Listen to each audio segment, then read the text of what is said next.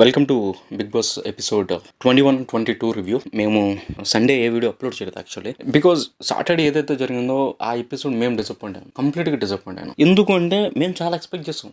జరిగింది అందులో, మేము సాటర్డే ఏదైతే జరిగిందో అందులో మేమేం తీసేయట్లేదు, బట్ మేము ఎక్స్పెక్ట్ చేసిందంటే ఇంకా జరిగి ఉండాల్సిందని మేము ఎక్స్పెక్ట్ చేసాం. అండ్ నాకు సాటర్డే ఎపిసోడ్ చూసిన తర్వాత నాకు ఒకటైతే క్లారిటీ వచ్చింది, that even Nagarjuna is biased or the Bigg Boss is biased. Simple. ఎందుకు చెప్తున్నా నేను ఇప్పుడు మాట్లాడుతుంది దాని గురించి. అభయ్ నవీన్ చాలా దారుణంగా మాట్లాడాడు. ఒప్పేసుకుంటాను, మేము కూడా అన్నాం అభయ్ నవీన్కి పడతాయి ఈ సాటర్డే పడతాయని మేము అన్నాం. అభయ్ నవీన్కి ఆల్రెడీ బిగ్ బాస్ వార్నింగ్ ఇచ్చిన తర్వాత కూడా మాట్లాడాడు చూడు, that is not acceptable. Any given day that is not acceptable అయినా మాట్లాడాడు, అది తప్పు. ఎనీ గివెన్ డే అది తప్పది. అయితే అభయ్ నవీన్కి రెడ్ కార్డు ఇవ్వడం, మేబీ బిగ్ బాస్ ను ఓటింగ్ పర్సెంటేజ్ ఎలాగో వీడితో తక్కువ ఉంది, వీడు ఎలిమినేట్ అయిపోతున్నాడని ఒక వన్ డే హౌస్ లో ఉండేటట్టు చూసి ఎలిమినేట్ అయిపోయాడు. ఓటింగ్ లో బయటకు వచ్చాడు, క్లోజ్ అయిపోయింది. సో ఇదంతా అభయ్ నవీన్ కి పడ్డాయి. Abhay Naveen scenario maximum highlighted point వచ్చేసరికి అభయ్ నవీన్ రెడ్ కార్డు ఇవ్వడం, బయట పంపించడం, ఇవన్నీ పక్కన పెట్టి ఒక 2 days అభయ్ నవీన్ నడిచింది. అండ్ ఇన్ఫర్మేషన్ కూడా వచ్చింది దట్ అభయ్ నవీన్ ఎలిమినేట్ అయిపోయింది గేమ్ అయిపోయింది. ఇప్పుడు నేను మాట్లాడాల్సింది ఏంటంటే, ఫస్ట్ ఆఫ్ ఆల్ ఇప్పుడు అభయ్ నవీన్ క్లాన్ ఉంది, అందులో ప్రేరణ ఉంది. ప్రేరణకు డబ్బులు పడ్డాయి. అంటే నాగార్జున సీరియస్ అయ్యాడు, రష్మి పని సీరియస్ అయ్యాడు, అండ్ మణికంఠ పని సీరియస్ అయ్యాడు. ఒక ఆదిత్య నబిల్ మీద తప్పిస్తే వీళ్ళు ముగ్గురు పని సీరియస్ అయ్యాడు.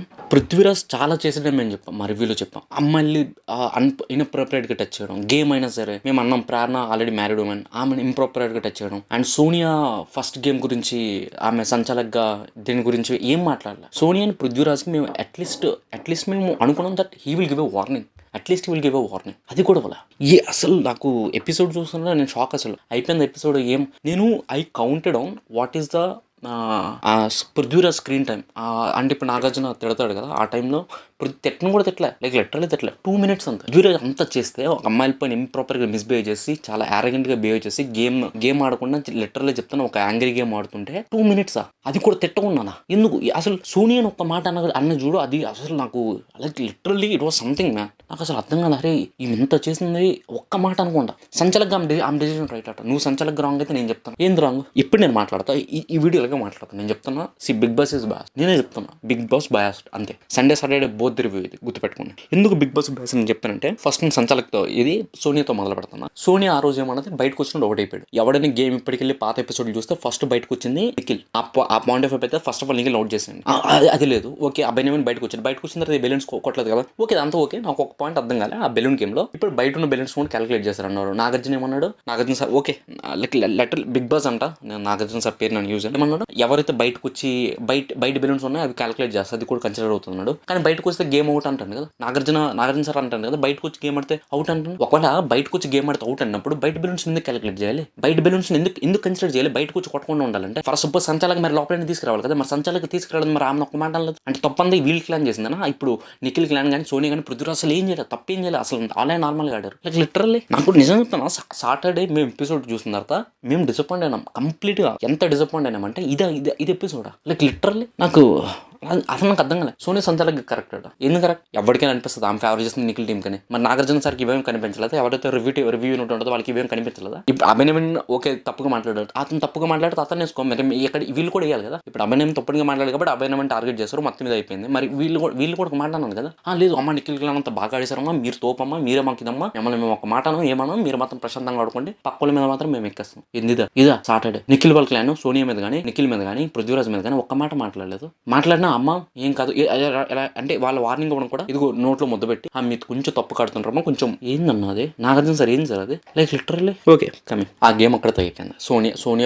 సోనియా ఫస్ట్ నాగార్జున సార్ అడిగినప్పుడు కొంచెం తడబడ్డది. ఎప్పుడైతే నాగార్జున సార్ అభయ్ నవీన్ మీద ఫుల్ ఎక్కేసారో అప్పుడు మాత్రం మళ్ళీ కాన్ఫిడెంట్ అయిపోయింది. సార్ నా సంచాలకి నేను ప్రాపర్ సార్ మ్యాన్ నాకు అసలు అర్థం కాదు అసలు literally. Coming to the act task లో వద్దాం. ఓకే, యాక్ట్ టాస్క్ లో వచ్చి మన గేమ్ ఆడదాం. నేను ఇప్పటికి చెప్తున్నా మా డిసిజన్ కానీ ఎగ్ టాస్క్కి ఒక రూల్ లేదు, ఒక రెగ్యులేషన్ లేదు. అరే ఎగ్ పట్టుకోవడానికి స్ట్రాటజీ ఉపయోగించాలా, ఎగ్గలు దాచుకోవడానికి స్ట్రాటజీ ఉపయోగించాలా? ఒక రూల్ లేని నాగార్జున సార్ అన్నారు కదా, అంటే ఈ బెలూన్ గేమ్ అన్నారు, క్రికెట్ గ్రౌండ్ లో బయటకు వచ్చి మరి క్యాచ్ పడతాం. మరి ఆ గేమ్ ఒక్క రూల్ లేదు, ఒక రెగ్యులేషన్ లేదు. టీఆర్పీల కోసం వాళ్ళు కొట్టుకుంటుంటే దాన్ని టీఆర్పీ చేసుకుంటాం తప్ప మరి ఎవడు విన్ అవుతాడు? ఎవరికైతే మ్యాన్ పవర్ ఉందో వాడే విన్ అవుతాడు. వీళ్ళు ఇంకా అబ్బాయి వాళ్ళ క్లాన్ ఇంకా ఏమంటారు రాంగ్ గేమ్ ఆడుతుందా నిఖిల్ కానీ అసలు ఎంత పడాలి, అసలు ఎన్ని మాటలు మాట్లాడాలి, ఎంత దారుణంగా ఎలా ఆడుతారు, అంత ఏమంటారు అంత ఫిజికల్గా ఎలా ఆడతారు?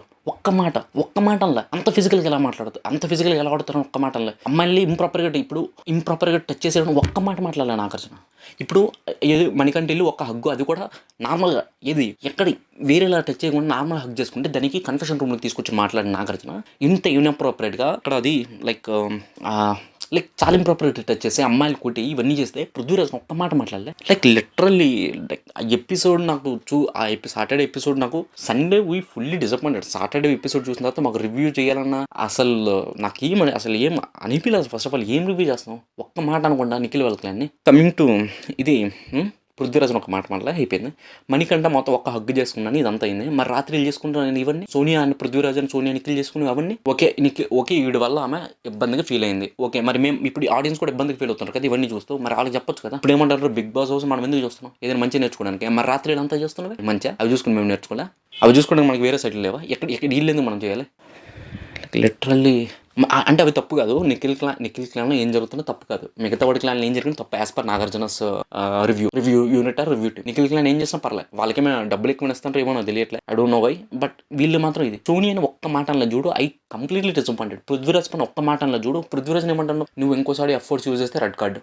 మరి ఆడిన అంత అగ్రెసివ్ కొడతాను, దానికి రెడ్ కార్డు కూడా.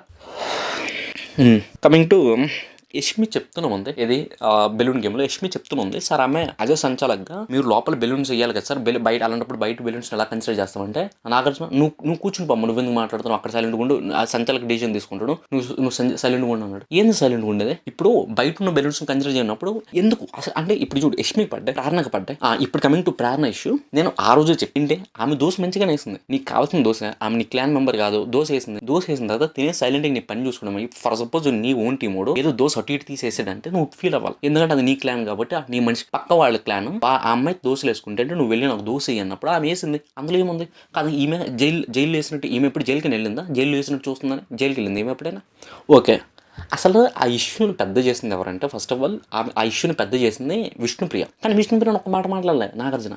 అమ్మ నువ్వు పతివ్రత వరకు వచ్చావు, ఏదో పుణ్యస్త్రీ నుంచి పతివ్రత వరకు, ఆ ఒక్క మాటతో వదిలేసాడు. ఇష్యూ పెద్ద చేసింది విష్ణుప్రియ ఒక్క మాట మళ్ళీ. విష్ణుప్రియ అసలు విషయం లేపిందే విష్ణుప్రియ. అక్కడికి ఎక్కడ గొడవలు ఉండవు, ఫుడ్ దగ్గరకు వస్తే గొడవలు, 2 ఎగ్గలు తినేయాలి, 4 మీద మాట్లాడేయాలి, అండ్ ఒక దోశ వేసిన తర్వాత తినకూడదు, దాని మీద గొడవ చేయాలి.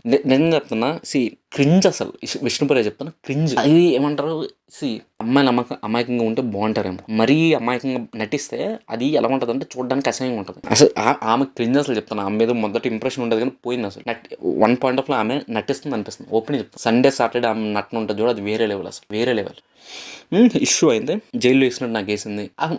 మణికంఠని అసలు ఆ పాయింట్ మీద అనడానికి లేదు, అసలు ఎందుకంటారు ఆ పాయింట్ని? అయిపోయింది, వాడు ఏదో సెటిల్ చేసాడు, క్లోజ్ అయిపోయింది. నిజం చెప్పాలంటే అసలు యాక్చువల్గా నాగార్జున సార్ మాట్లాడింది విష్ణుప్రియంలో మాట్లాడలే. దానికి ఎదురుగా ఈమెపైకి వెళ్ళిపోయాడు, ప్రేరణపైకి వెళ్ళిపోయాడు, దాన్ని తీసుకుని వచ్చి మణికంఠ పైన తిట్టాడు.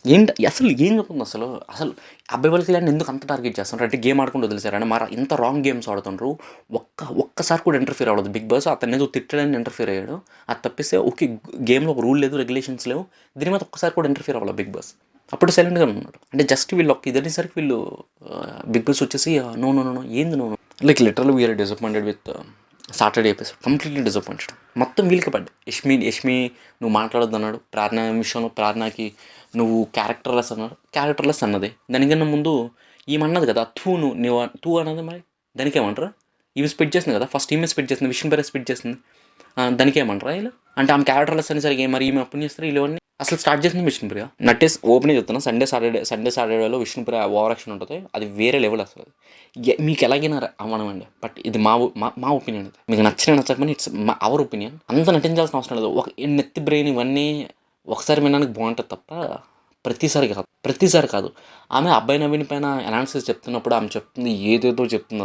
అసలు ఆమె చెప్పింది ఆమెకైనా అర్థమైంది లేదు నాకు తెలియదు. అంటే ఆ మూమెంట్గా ఆ నోటి మందికి ఏదో వస్తుంది చెప్పాను. ఇదే రివ్యూ, సాటర్డే రివ్యూ ఏంటంటే మాకు అసలు కంప్లీట్ మేము డిసప్పాయింటెడ్. అసలు అంటే ఇంకొంచెం అవ్వాల్సింది కానీ అవ్వలే, అది మా బాధ.